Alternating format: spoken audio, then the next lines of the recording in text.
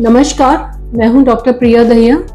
मैं पिछले 15 साल से इनफर्टिलिटी और आईवीएफ के फील्ड में काम कर रही हूं और अभी जीवन आईवीएफ न्यू दिल्ली, पश्चिम बिहार और रोहतक में बतौर सीनियर कंसल्टेंट एंड डायरेक्टर के तौर पर काम कर रही हूं। क्या आपका भी एएमएच लो है और आप जानना चाहते हैं एएमएच होता क्या है, एएमएच लो होने के मतलब क्या है और क्या एएमएच को दवाइयों के द्वारा ठीक किया जा सकता है? तो आइए शुरू करते हैं आज के एपिसोड में। सबसे पहले एएमएच क्या होता है? एएमएच यानी एंटी मुलेरियन हार्मोन। यह एक हार्मोन है जो किसी भी लेडी की ओवरी यानी कि अंडाशय या अंडेदानी जिसे हम बोलते हैं में मौजूद छोटे छोटे फॉलिकल द्वारा रिलीज किया जाता है। तो इस हार्मोन की जो शरीर में वैल्यू है ये हमें दर्शाती है कि किसी भी ओवरी में कितने अंडे अभी मौजूद हैं या उस ओवरी द्वारा कितने अंडे बनाने की क्षमता अभी शरीर में बाकी है। इन शॉर्ट एक तरह से ये हमें बताता है कि किसी भी ओवरी की अभी कितनी कैपेसिटी या कितना रिजर्व उसके अंदर बचा हुआ है। तो अब हम बात करेंगे नॉर्मल एएमएच कितना होता है, क्या वैल्यू को हम नॉर्मल मानते हैं। नॉर्मल वैल्यू एएमएच की है 2.2 से लेकर 6.5 नैनोग्राम पर एमएल तक। अगर ये वैल्यू 1 से 2 नैनोग्राम पर एमएल के बीच में आती है तो हम इसे बॉर्डर लाइन एएमएच बोलते हैं, यानी कि ना बहुत कम ना बहुत ज्यादा। अगर ये वैल्यू 1 से कम है, 1 नैनोग्राम पर एमएल से कम है, तो हम इसे एक कम एएमएच यानी कि लो एएमएच बोलते हैं। यही वैल्यू जब 0.3 से कम होती है तो हम इसे बहुत कम एएमएच मानते हैं।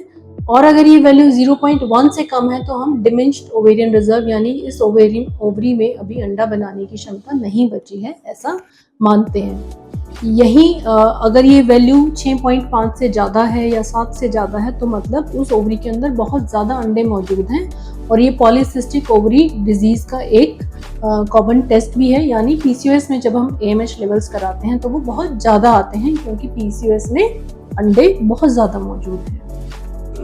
अब इसके बाद हम बात करेंगे कि क्या एएमएच को ठीक किया जा सकता है।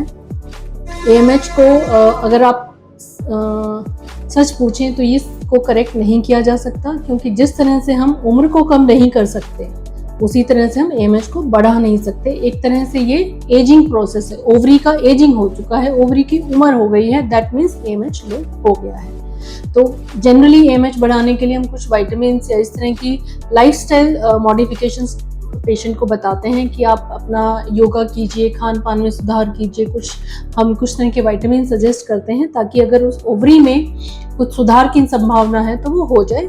जनरली काफ़ी लो एएमएच को ठीक करना नामुमकिन है। और एएमएच लो होना मतलब, अब जब हम बोलते हैं कि एक ओवरी का रिजर्व टेस्ट करने का तरीका है तो जाहिर सी बात है अगर हम एएमएच लो है तो उस ओवरी में प्रजनन क्षमता यानी कि रिप्रोडक्टिव पोटेंशियल उस ओवरी का काफ़ी कम हो चुका है। और रिप्रोडक्टिव पोटेंशियल जब हम लो एएमएच की ट्रीटमेंट ऑप्शंस के बारे में बात करते हैं, जिसका कि हम एक सेपरेट वीडियो में पूरा डिस्कस करेंगे कि लो एएमएच को हम किस तरह से ट्रीट करते हैं। अगर यही एएमएच कम उम्र में कम होता है, यानी कि 35 से कम उम्र में ये एएमएच कम होता है, तो इसको ट्रीटमेंट के ऑप्शंस हम डिफरेंट तरीके से देते हैं। यही एएमएच जब उम्र के साथ यानी 40 के बाद 42 के बाद कम होता है तो इसके ट्रीटमेंट ऑप्शन हम डिफरेंट तरीके से देते हैं। और एएमएच को once on a lower side it is very very difficult to improve it. AMH कम होने पर ओवरी रिजर्व टेस्टिंग के लिए हम साथ में 1-2 टेस्ट और रिकमेंड करते हैं, जैसे कि एंट्रल फॉलिकल काउंट, मतलब कि अल्ट्रासाउंड पे हम लोग देखते हैं कि इस ओवरी में कितने अंडे मौजूद हैं। एक दूसरा टेस्ट जिसको हम follicle stimulating hormone FSH test बोलते हैं, जो कि पीरियड के दूसरे दिन पर किया जाता है, वो टेस्ट भी हम ओवेरियन रिजर्व टेस्टिंग के लिए करते हैं। जीवन आईवीएफ न्यू दिल्ली, पश्चिम बिहार या रोहतक में अपॉइंटमेंट लेने के लिए नीचे दिए गए नंबर पर संपर्क करें। हमारा समय है 9 बजे सुबह से लेकर 5 बजे शाम तक। अगर आप बंद ट्यूब, एजोस्पर्मिया, बहुत सालों से बच्चा ना होना, फाइब्रॉइड, एंडोमेट्रियोसिस, इनमें से किसी भी बीमारी से ग्रसित हैं तो कृपया आकर मिलें।